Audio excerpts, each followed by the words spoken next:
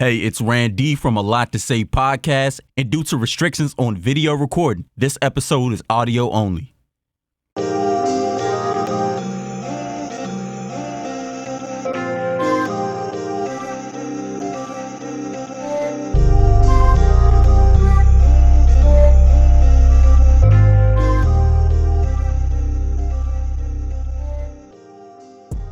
Yo, welcome to A Lot to Say podcast episode. Well, it's not even an episode. It's a special episode. It's a special episode. Yes, sir. And we have a very special guest, the first guest on A Lot to Say podcast.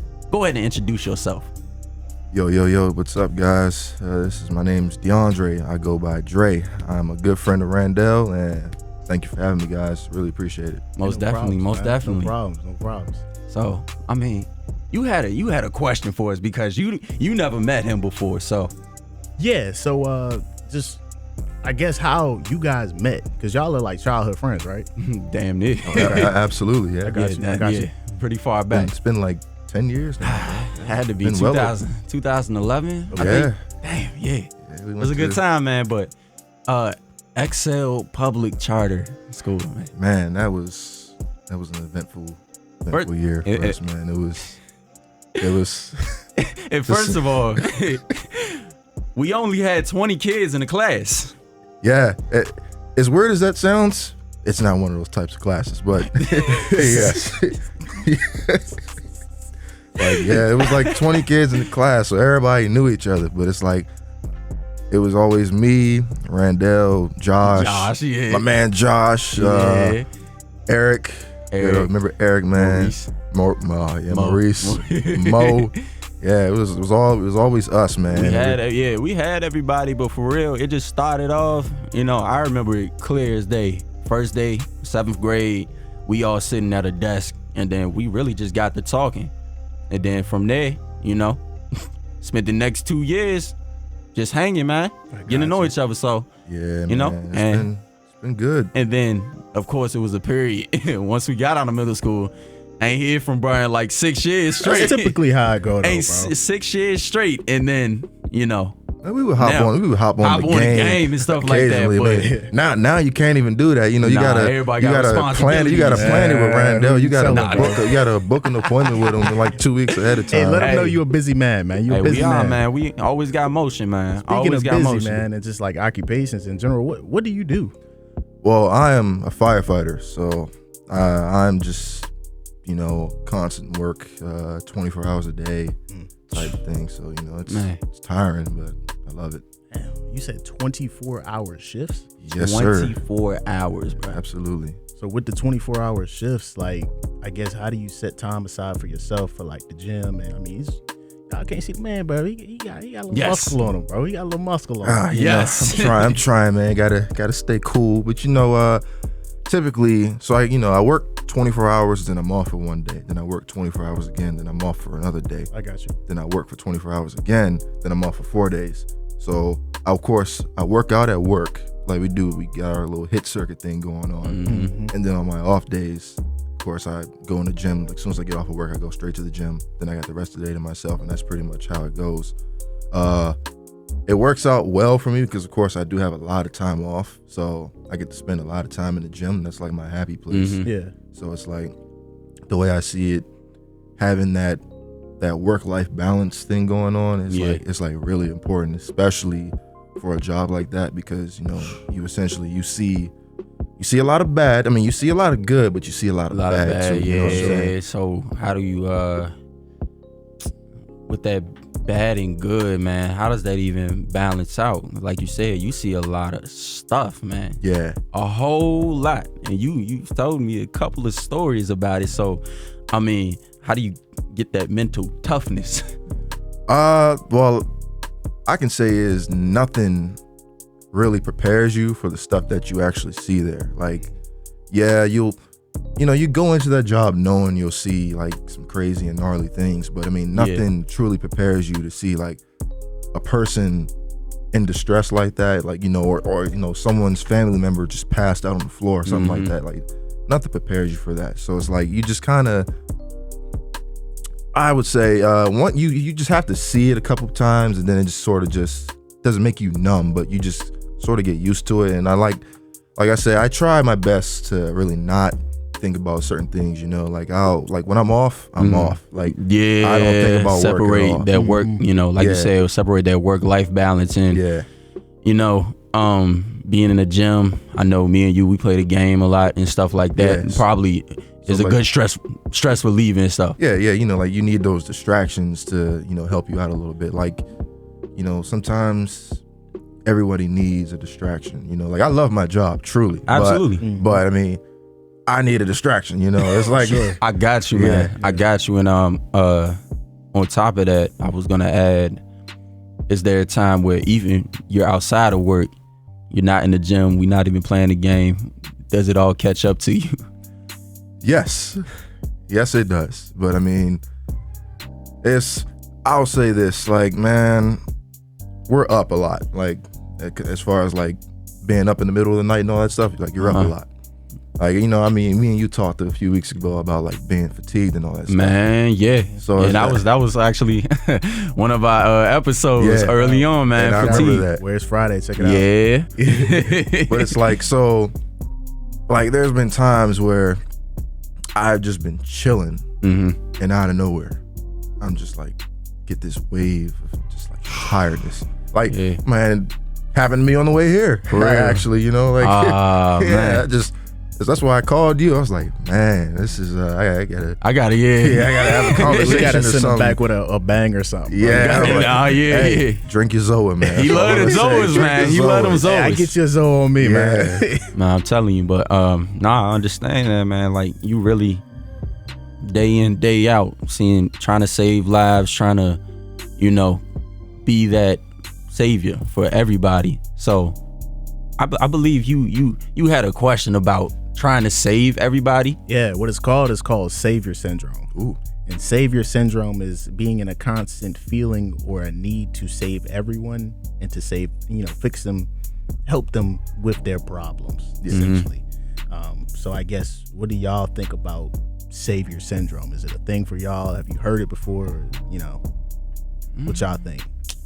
And this is actually my first time hearing savior syndrome, but I mean, particularly in my field of work, helping everybody try to get their songs done and being rushed with, hey, can we record? Hey, can you send me a beat? Hey, can you do this? Like, it becomes a lot, but I guess that comes with trying to relate it back to savior syndrome, prioritizing who you want to help first.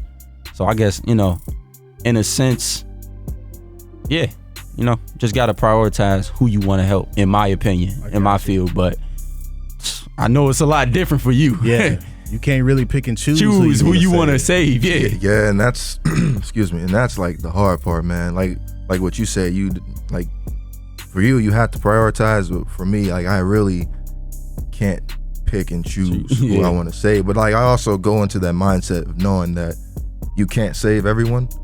So it's like, you just got to do what you got to do. You just got to do what you can, put in all the effort, do whatever you have to do to make that type of thing happen. But I mean, at the end of the day, you can't save everyone. And that's okay. Like, at least you can, like, it's rough, but at least you can leave knowing that you did everything you that tried you could, your best. Like, and I have been in like numerous situations where, like our efforts were not successful, So it's like, and it's man, it's hard, man. It's hard. like it's almost like you build up so much hope to actually save that person. And then my first CPR, man, it was like 2 a.m. We were working on this young lady for a while, and unfortunately, it didn't end the way that we wanted it to end. But and I remember just seeing the family, and it's like, man, I can't picture this, but at the same time, I understand what the family is going through, because I myself have been in that situation. Like, I lost my grandmother. I lost my grandmother back in 2018. And it's like, with her, we eventually knew she was going to transition. So we all went to go visit her and all that stuff in the hospital. Yeah. And unfortunately, like me being there, I did watch her take her last breath, and that like messed me up a lot. So, bro, I understand. Even going through it with, you know, my pops, even my own grandmother, like it's tough. So it really brought me to asking you this question: what is your way of handling grief? And it's almost like you see it every day, man.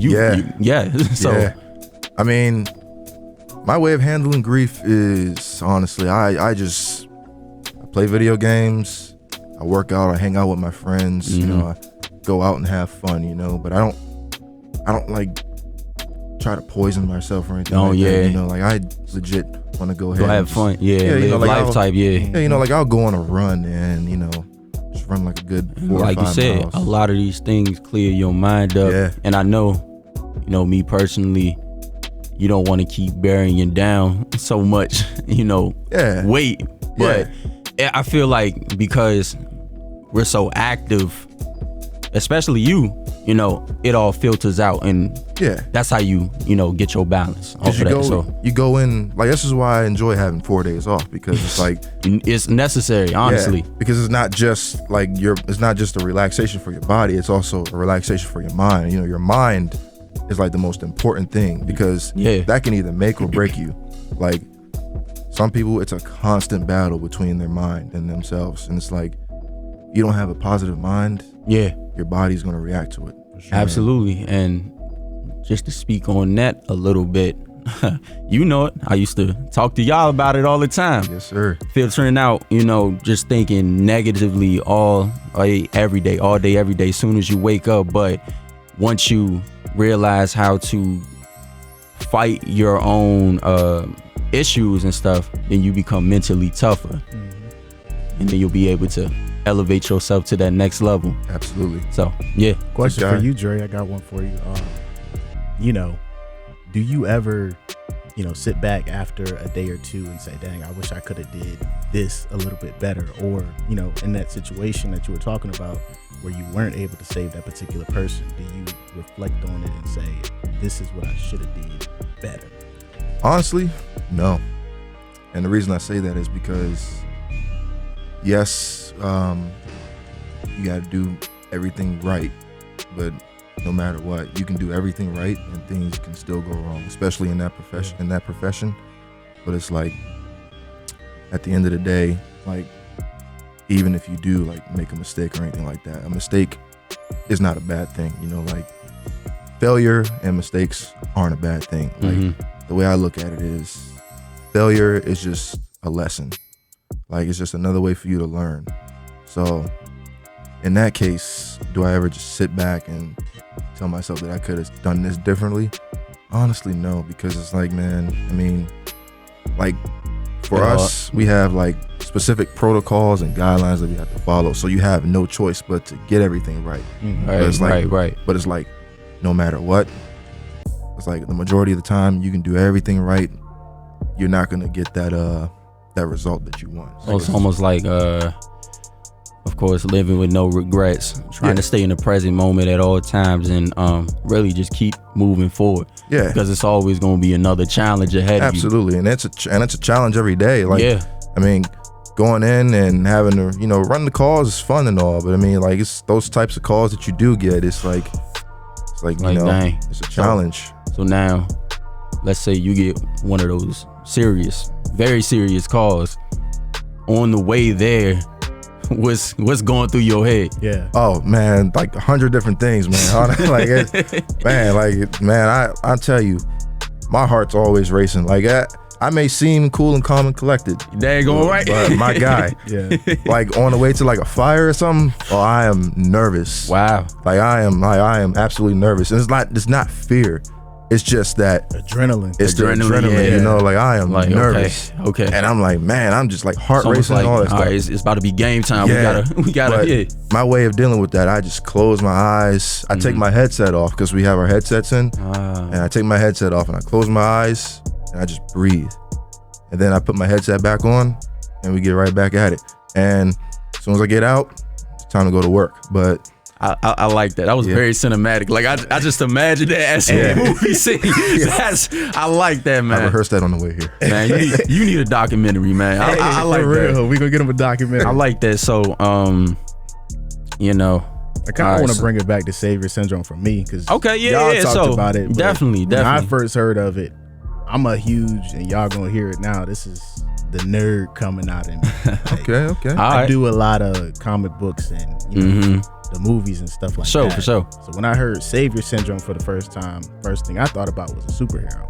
Yeah. Two most common superheroes y'all think about are Batman and Superman. Absolutely. Two same goals, two different perspectives and two different thought process for that goal. Superman, he says, I'll save everyone because he realizes he has, you know, an ample power level or the energy that he has very few weaknesses. Batman says, I'll save as many as I can. Yes. Because he realizes his limitations. He's Batman. I'm a Batman fan. So it's to like, the heart. I got it. To the heart. Got the Batman symbol on the car as we speak. Yes. For sure. I like it. So I guess getting into you said you Batman, so we gonna call Batman. Where do you draw the line, you know, outside of work, saying, you know, this is just as far as I'm willing to go to help someone or save someone? Because like we said earlier, you can cut it off in your personal life. You could go up to a certain point, but at work, you have to try to, you know, do your best to do it for everyone. Yeah. So how do you flip that switch on and off? Honestly, man, it's actually harder than it seems because, you know, like at work, I got limitations, but also like my personal life, there's also limitations. However, at work, there's lines that we are not allowed to cross versus the personal life. I know that if like, let's say one of my friends or family, like if like something's going on, like let's say like one of my friends is trapped in a house fire or something. Yeah. I know that I will, if the fire department's not there, I know that I'm capable of going in and at least trying to get them out. I will absolutely at least try to go in there and get them out. I wouldn't recommend it. Honestly, 100% wouldn't recommend it because the fire department completely advises against that. But hey, I mean, it's like you gotta do what you gotta do. Like I honestly, for my family, I die for them. Honestly. Sure. Yeah. I think when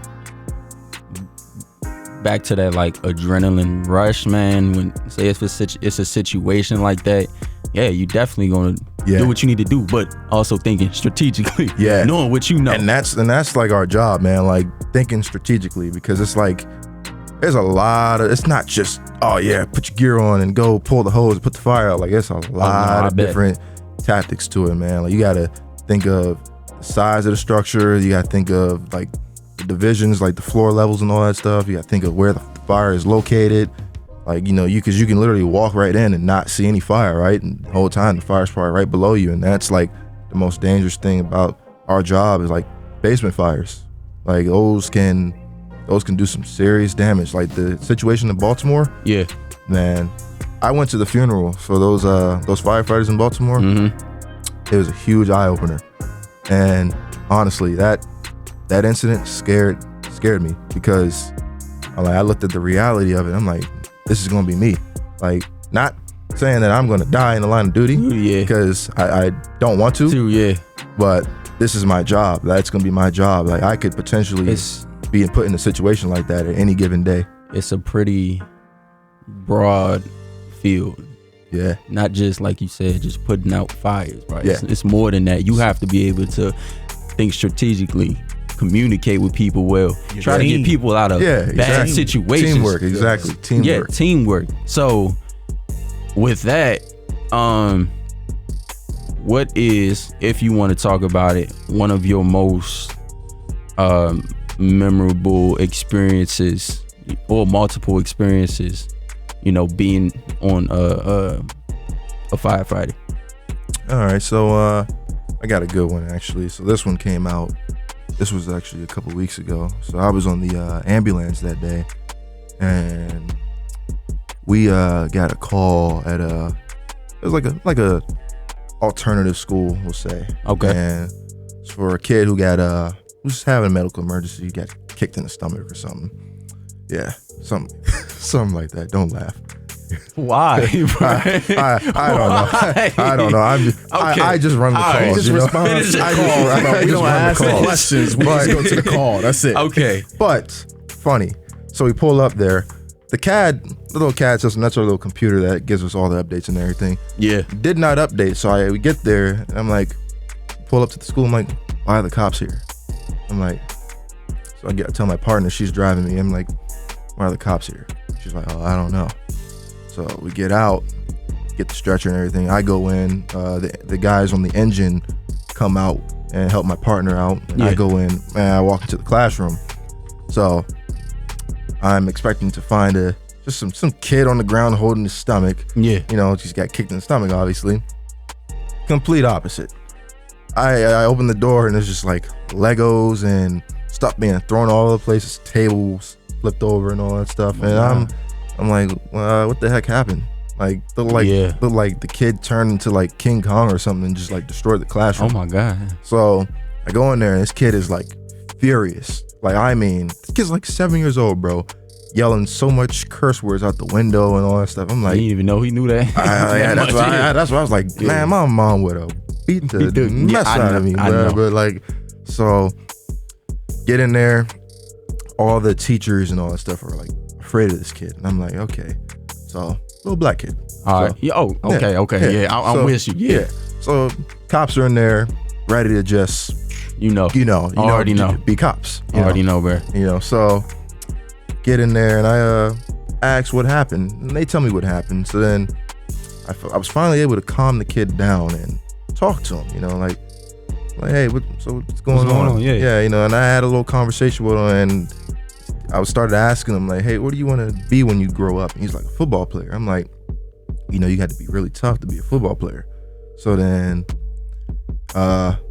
starts basically just getting mad even more. So then I was like, does your stomach hurt? And he was like, no. I'm like, okay, so you're tough. So then I finally got him to calm down, because I was telling him about, like, there's kids his age, or kids older than him actually, like 12 years old, who have been arrested or worse, been killed by the police. Right. And I'm looking at these cops, and these guys are ready to go by any means necessary to get this kid down. Instead of doing what you did. And this is not a big kid. This is a small kid. Right. So I sat him down, gave him the whole spiel about life, and told him that if you want to be a football player, you're going to have to, get your grades up, go to school and all that stuff, and, be good at sports, of course. So where you start here is you start cleaning up the classroom. So my man gets the broom and starts sweeping up all the Legos. There was a lot of Legos, man. Wow. There was a lot of Legos. Choking hazard for sure. But choking hazard for sure. That is crazy. So he gets the broom and starts cleaning up all the Legos. Yeah. Starts lifting up all the tables and putting them back into position and all that stuff. And he calms down. So I look at that. I take a lot of pride in that situation, because before that, there was nobody in there in that classroom trying to talk to this kid. Like, they're just telling him to calm down. I'm like, this kid is obviously angry at something, and there's clearly something deeper going on. This isn't a medical. This is pretty much, this kid needs someone to talk to. Ironically enough, and you'll know what I'm talking about too. You remember that scene in Deadpool 2 where the kid was he was angry, fired up, and they was trying to help him before the cops killed him, or Cable tried to kill him. Yeah. That kind of what I'm thinking about too. But that's And that's why I take such huge pride in this job, because it's like, I'm able to help people, but I'm also able to like connect with people too. At the end of the day, we're all still human. Like, we have our emotions. We have anger, we have happiness, we have sadness. And I feel as though you should be able to express those emotions without being judged. Now, how you do it is another thing. But I mean, like, don't go around throwing stuff and stuff.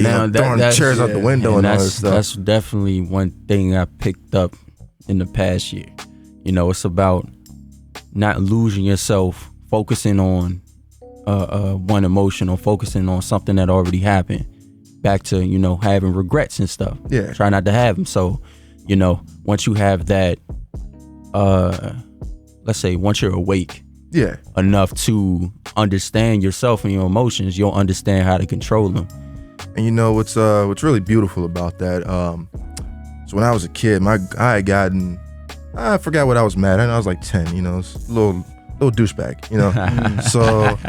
so you know, I was mad about something, and my grandmother told me, she's like, don't let 10 seconds of anger dictate the next 20 years of your life. And ironically, my grandmother takes a huge part as to why I am in the fire department to this day. Wow. Because, well, I want to say when I was like 5 years old, right? I used to live in an apartment building, and so this little apartment complex, nice little neighborhood, and my neighbor's apartment caught on fire, and my grandmother like legitimately grabbed me and dragged me outside. She's just being nosy at the time, so I'm like, okay, cool. And I out there and I see the fire department. They're out there doing work, you know, like they're actually like got the ladders up and all that stuff, you know, they're pulling hoses on all that stuff. Yeah. And I see them, they pulling this guy out. They pull this guy out of the building, and this dude just happened to be my grandmother's friend. Wow. So I after that I fell in love with it. I was like, wow, like whatever I just witnessed, 5 years old. 5 years, yeah. Whatever I just witnessed was awesome, and I want to do this. And I've had my mind just set on it until I was able to do it. And so it's like I really, really do owe it to her, and I really like am thankful that she, you know, pulled me outside that day, because I really like it's because of her I'm here. And it's like, man, I really wish she was like here to see it. Yeah, bro, you know, I feel like, the same way. 100%. You know, you actually being a firefighter now, you wanted to see that me better with music on the radio, like, you know, I want my pops to see that too. So it's a lot to take in, and it's a lot of weight, but just know, hey, you making them proud. For sure. Making them proud for sure, man. I was just telling you the other week, you know, my granddad, he was a huge influence on what I do, you know, to the point of me liking cars, everything, bro. And it's just like, yeah, you say you want them to be here and watch you do these things, but at the same time, they still looking at you, And it's almost like they even prouder of you now. Yeah, man. Because it's like you kind of continuing the legacy at the same time. Exactly. And with everything, you know, we just said, that just takes me to the point of like what you see when you're young is, I feel like it's what you're gonna be. Yeah. I always been around music. Yeah. Pops was a musician. Your dad was a firefighter, right? Yeah, he was a volunteer. Volunteer firefighter. And you said your grandmother showed you that. Yeah. You was inspired by that. Cars. For sure. It all comes around full circle. And it's almost to what we was just talking about the video before. Kids are the most influential at that age. Exactly. I was about to say, you mentioned that, you know, the other week. So, now it takes manifesting and really zoning in on yourself to make these things come true. Absolutely. You know, Absolutely. Hey, I'm proud of you fellas, man. We came a long way. Oh yeah, for sure. Very long way. Very, very long way. So it's you know, kudos to all of you. And the process is very important. The journey is very important. You have to appreciate every single moment, every single step that you take, and show gratitude for how far you have came. So what was your journey like becoming a firefighter? Oh man, it was hard, man. I mean, definitely wasn't easy. Like I want to say it all started in 2017, like right after high school graduation. Everybody's, you know, they're all, yeah, I'm going to college and all that stuff. You know, I was literally about to go to Full Sail University, but then crazy, I was too. Yeah, but then I was like, you know what? Like now would be the time for me to like, you know, try to give this a try. So it's like I started looking into like different types of fire departments. Originally I applied to PG, you know, because I wanted to be at home, you know, close to home and all that stuff. Yeah. Ended up not getting hired. So it took me a little minute to actually get into the process. So I eventually, some dude had told me about Fairfax, and he was like, yeah, you know, Fairfax, pretty good department. They pay pretty good. I was like, all right, I'm gonna give it a try. So I applied like March 2020, and like 2 weeks later, COVID shut everything down. Man. So like I'm just sitting there waiting on a response for a couple months, and I didn't hear anything until like June. So, you know, you got to take a bunch of tests and everything to basically get into the department. So, you know, I passed my physical, you know, the CPAT and everything, passed my written test and all that other stuff. Fast forward July 15th, 2021, I got the phone call that I got hired and that I'll be starting, that I'm in the academy from October 11th until April 8th. That's 6 months, bro. 6 whole months. 6 months. That seemed like it went by fast, man. Man, to you. Yeah, I know. to you. On the outside, yeah. Man, honestly, the academy was one of the hardest things I've ever done. And it's like, you know, You was on your David Goggins type stuff. I was, man. I really was. And I would listen to David Goggins every morning just to get me in the mood, because it's like, you know, waking up at 4 a.m., I wasn't used to that. Yeah. Like, I can't stand waking up at 4 a.m. But see, I look at it like this, you know, in order to do something that you really want to do, you have to do something that you don't like doing. And I hate waking up at 4 a.m. But I know that it's going to get me to where I want to be at. Do I still wake up at 4 a.m.? Absolutely. It's all programmed now. It's all programmed. But it's like, so get through the academy. But you know, the academy, you take a bunch of tests, right? Yeah. You know, you fail a test, you're done. You're fired. Just like that.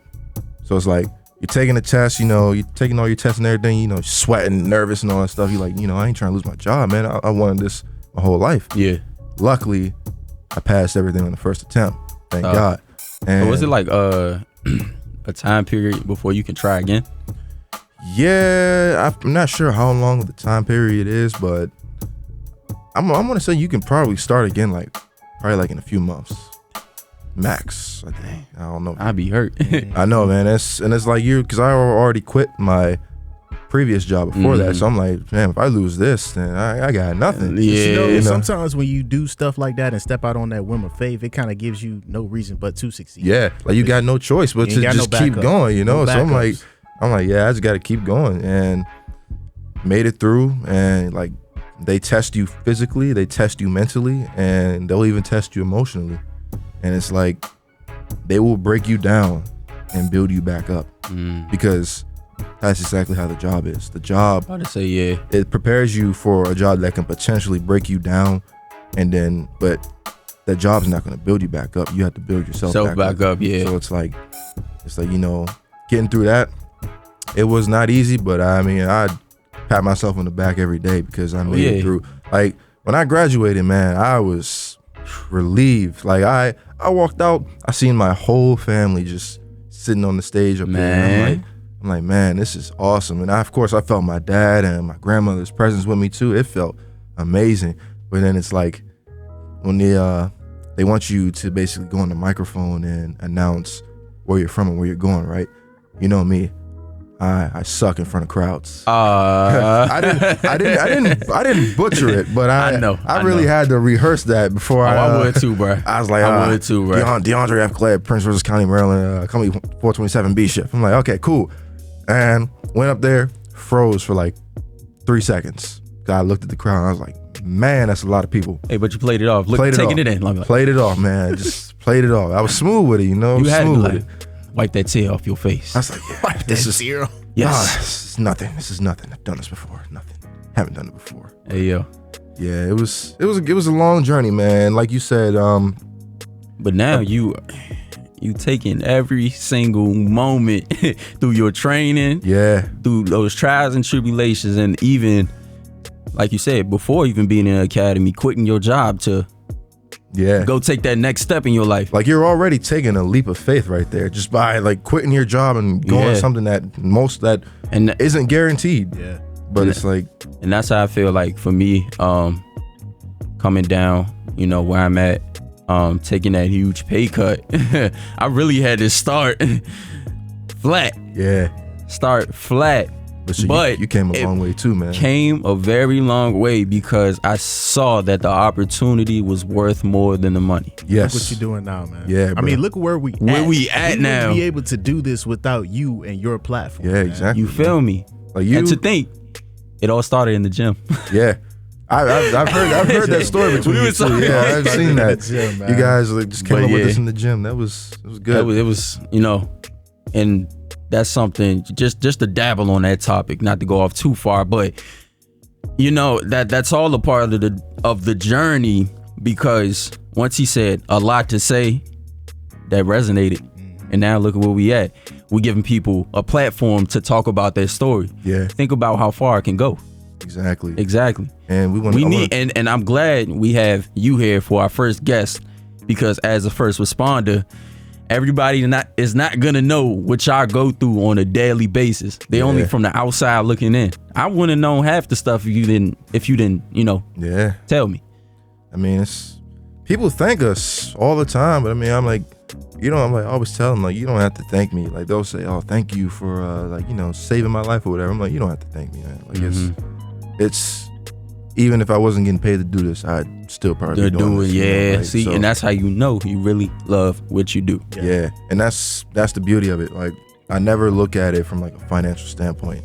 Is money important? Yes, absolutely. We have fun, but loving what you do is just as important. Definitely is. It's like you can be making the most money in the world, but if you don't like what you're doing, you'll be bored, you'll be sad, you'll be miserable.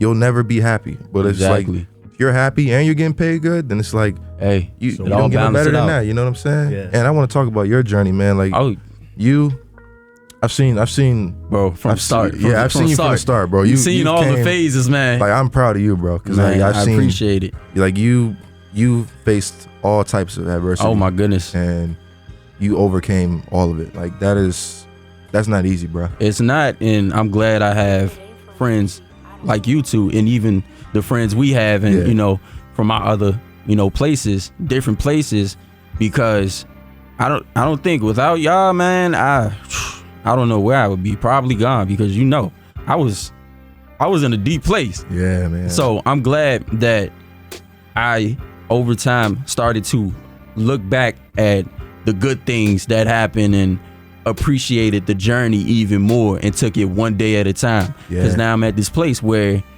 I can do stuff like this and be comfortable with, hey, I can record, hey, I can go, you know, perform here, I can go, you know, interact with people more, versus how I used to be way back in middle school, bro. So, like you said, take it one day at a time. You know, like Dominic Toretto said, you know, live your life a quarter mile at a time. You know, a quarter mile. Yeah, you know what I'm saying? Had to throw that in there. You know, shout out to Fast and Furious. For family. It's all about family. It's all about family. And family doesn't mean just blood, man. Yeah, family can be anybody, man. It doesn't have to be blood. You know, like, I consider my coworkers to be family. Absolutely, man. And just to dabble on that before we close out, because we can go on this for hours and hours, man. I know you got countless stories, and honestly, hey, not all heroes wear capes. You're right.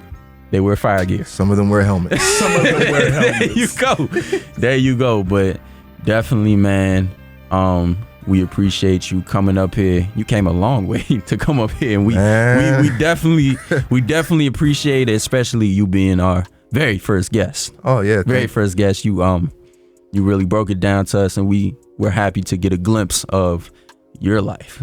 Oh yeah, man. I appreciate you for having me. Like, it's an honor. You know, I listen to your podcast faithfully every morning. Faithfully every morning of work, man. You know, I was listening to it yesterday, as a matter of fact, on the way back from dinner. So I was like, yeah, you know, thank you for really having me on here. Like, I really appreciate it. Definitely, like, man. I'm happy to see that y'all got a good thing going on here. Yeah, too, man. Just to see where it started to where it is now. Think about it, man. It's a platform, like I said, to give people a voice.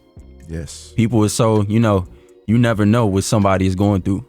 For my profession, I drive a lot. I meet a lot of people. Yeah. So I see different lives, lifestyles. Yeah, you meet a lot of different individuals. Yes, I do, DeAndre. And yeah, man, go ahead, man. So shout out your socials, shout out your department. You know, anybody you want to shout out. So y'all can actually follow me on Instagram at _KingDre __. Shout out to Fairfax County Fire and Rescue Department. That's who I work with. Shout out to my family, honestly, man. Shout out to my good friend of mine and someone I consider to be a mentor, Antoine Burton. Always told me becoming is better than being, and that is like something that always stuck with me for my entire teenage years. So shout out to all of them, man. And thank y'all for having me. Hey, no problems, man. You always welcome on this show. You're always welcome on this show. Definitely. But hey, you can follow me at Randy Music _. That's RAND Music _ on Instagram. Yes, sir. And our podcast page here, A__2. Say personal social D._LEWW. Give those a follow if you haven't already. We're going to go ahead and get on out of here and see what we get into tonight, man. Definitely. I'm Randy. I'm Darrian. And I'm Dre. We just had a lot to say. A lot to say, man.